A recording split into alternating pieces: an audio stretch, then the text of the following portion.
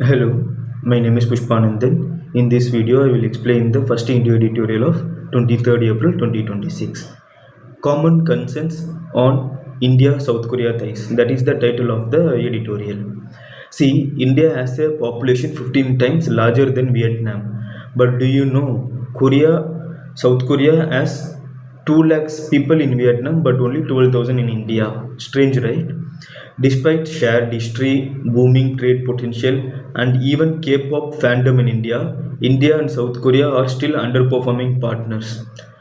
See, in this video, I'm not reading the editorial. I'm just explaining the content of the editorial by giving the backdrop. See, despite saying everything which I said in the past about India and South Korea, so what is stopping them? We have the K-pop fandom. We are seeing many youngsters in the K-pop, but what is stopping them? And suddenly, why is their partnership suddenly becoming important in today's world of wars, supply chain crisis, and energy insecurities? These are all the issues going on in the globe now.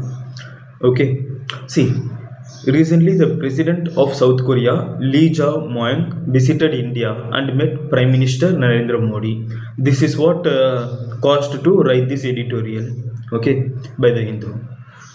See, this visit came after a long gap and it was not just symbolic. Both countries are now trying to upgrade their relationship into a stronger strategic partnership, okay? So, what did they decide? Let's look at the key outcome. See, the trade target has been set to 15 billion by 2030. Okay, cooperation in shipbuilding, maritime logistics, energy security, critical minerals, and quantum communities. Computing. In these segments, they are planning to cooperate. Okay.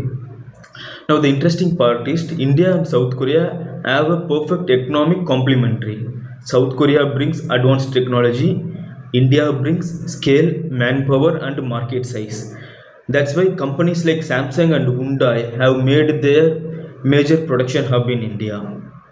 Okay, now let's think of it like this. If South Korea is the brain with high tech innovation, India is the body with massive capacity to produce and scale. For example, Samsung manufactures smartphone in India not just for Indians but for the global market. Hyundai usually Hyundai uses India as a major export base. India is exactly the kind of partnership both countries want to expand their future sector like AI and semiconductors.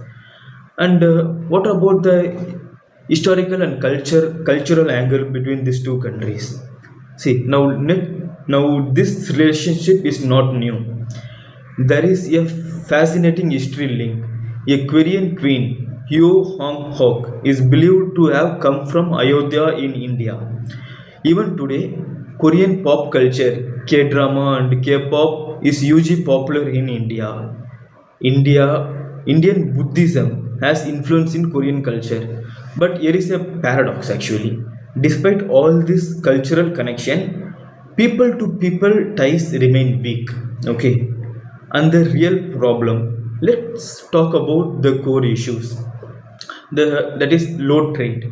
Trade is only about 27 billion, very low for two major economies. See, India is a major economy, South Korea is also a major economy. And weak migration and tourism. See, only about 12,000 Koreans live in India compared to 2 lakhs in Vietnam. As I said in the beginning, India is 15 times more populous than Vietnam, but despite the size of the country and population, only 12,000 Koreans are there in India when compared to 2 lakhs in Vietnam. And stalled trade agreements. See, the CEPA agreement hasn't been fully upgraded, okay, and limited strategic depth. Cooperation in Indo Pacific is still developing. So, the big question is why does this matter now? See, geopolitical importance. Because the world is becoming unstable, conflicts like the Iran Israel conflicts are affecting oil prices, energy supply, and global trade routes. Both India and South Korea depend heavily on imported energy and maritime trade routes. See, Korea is near the Pacific Ocean in the east side of China, it is there, and the Pacific Ocean is near it. So any disruptions directly affects their economies. Okay, and Indo-Pacific factor. Now let's focus on the Indo-Pacific region.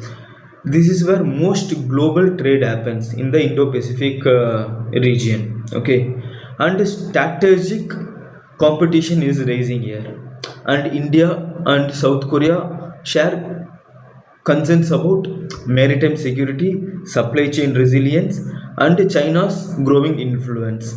So their cooperation here is not optional, but it is necessary. Okay, and the let's see about the core idea of what was said in the editorial. Okay, the common concerns about India and South Korea was said, which is energy security, trade disruption, and war-driven economic shocks.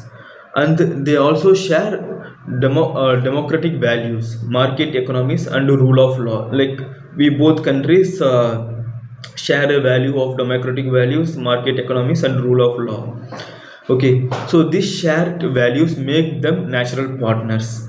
And what is the way forward? See, so what should we do next? So we should upgrade the trade agreement, which is CEPA, strengthen Pacific cooperation, collaborate in future tech, which are artificial intelligence, semiconductor, and quantum computing, boost people to people ties. See, tourism should be boosted, education should be boosted, and cultural exchange should be encouraged. Only then can this relationship reach to its true potential. Okay, so here is a takeaway. India and South Korea relations are like an untapped gold mine. The foundation is strong: history, culture, and shared values. Okay, and the opportunity is huge in technology, trade, and geopolitics, but the execution is still weak. And in today's uncertain world, strong partnership like this are not a choice, but but are a necessary. Hope you would have got the context of the editorial. Now you can go and read the editorial, and if you have any doubts, put it in the comment box. I will explain. Thank you.